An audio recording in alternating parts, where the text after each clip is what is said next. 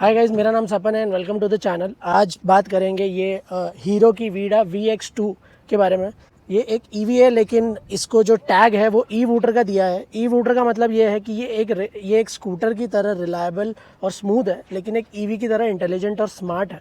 तो क्या क्या फीचर्स और क्या कुछ ये ऑफर कर रही है, चलो जानते हैं इसके बारे में। अगर डिज़ाइन की बात करूँ तो अगर आप ये देखो, ये सामने से देखोगे तो कहीं से भी आपको ये नहीं लगेगा कि ये एक इलेक्ट्रिक स्कूटी है, क्योंकि एक रेगुलर इलेक्ट्रिक स्कूटी के जैसा डिज़ाइन नहीं है।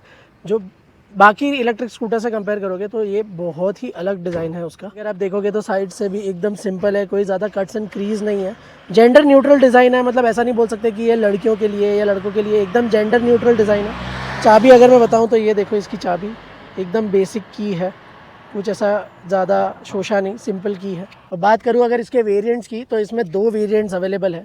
एक आता है गो, जो नीचे का वेरिएंट है, और एक आता है प्लस, जो ये वाला है, ये टॉप वेरिएंट है।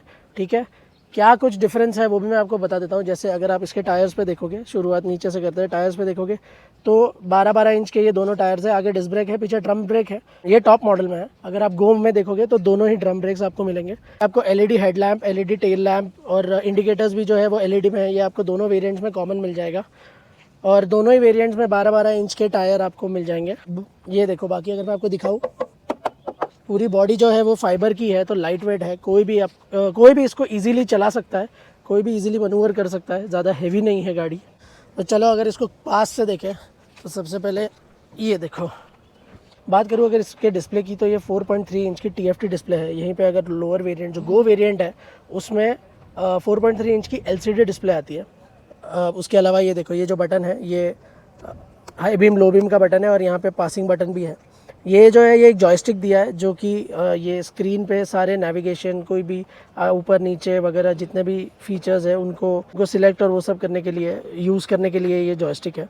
उसके नीचे ये टर्न इंडिकेटर्स का बटन है। ये नीचे हॉर्न है, जो कि कुछ ऐसा सुनाई देता है।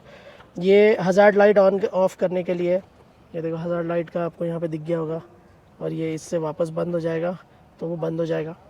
उसके अलावा ये ऊपर पार्क मोड और नीचे गाड़ी के मोड्स चेंज करने के लिए आता है। इसमें 3 मोड्स आते हैं, eco mode, ride mode, sports mode. वहीं जो गो वेरिएंट है उसमें 2 ही मोड्स आते हैं, इको मोड और ride mode. Sports mode lower variant में नहीं आता, तो यहाँ से आप मोड चेंज कर सकते हो।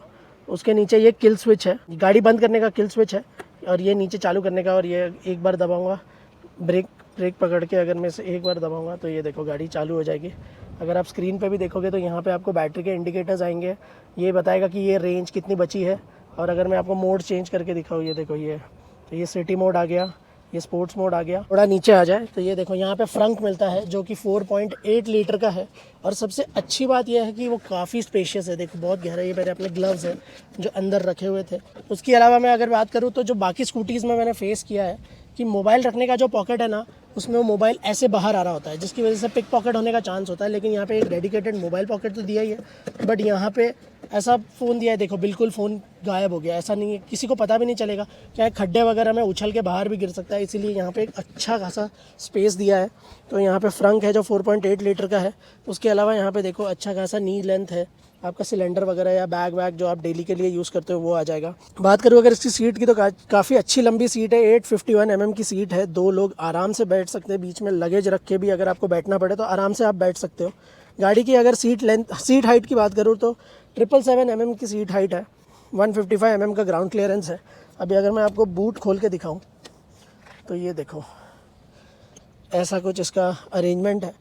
एक चीज़ जो इस गाड़ी ने बोलते हैं ना बेंचमार्क सेट किया है, वो ये है कि नॉर्मली इसमें, ये देखो, अभी मैं अगर आपको ये देखो, अगर आपको दिखाऊं ये खोल के, तो ये देखो, ये रिमूवेबल बैटरीज़ है 10.5 किलोज़ की ईच, जो आप अपने घर पे ले जाके चार्ज कर सकते हो। लेकिन रिमूवेबल बैटरी होने के बावजूद आपको बूट स्पेस मिलता है। बूट स्पेस में कॉम्प्रोमाइज़ करने की ज़रूरत नहीं है। आराम से एक हाफ फेस या फुल फेस हेलमेट आराम से आ सकता है। ये अपर वेरिएंट है। प्लस वेरिएंट इसमें 27.2 लीटर्स का बूट स्पेस है। वहीं पे अगर गो वेरिएंट लेते हो, लोअर वेरिएंट, उसमें 33 लीटर्स का बूट स्पेस है, क्योंकि उसमें सिंगल बैटरी आती है। तो ये एरिया को जो मतलब ये एक एक्स्ट्रा स्पेस मिल जाता है उनको। ये इसकी अगर आप देखोगे तो चार्जर के लिए भी, ये देख रहे हो, चार्जर रखने के लिए डेडिकेटेड स्पॉट है। तो आपका डिक्की में कॉम्प्रोमाइज़ नहीं होता बिल्कुल भी। पर घर पे भी मतलब ऐसा नहीं कि आपको कुछ स्पेशल सॉकेट या कुछ लगेगा। जहाँ पे आपका लैपटॉप चार्ज हो सकता है वहाँ पे आपकी ये बैटरी चार्ज हो सकती है आराम से अपने 5 एम्पियर सॉकेट में।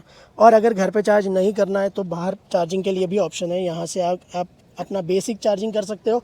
इनफैक्ट ये गाड़ी फास्ट चार्जिंग भी सपोर्ट करती है। यहाँ पे देखो, ये आपको फास्ट चार्जिंग का सॉकेट मिल जाता है इधर।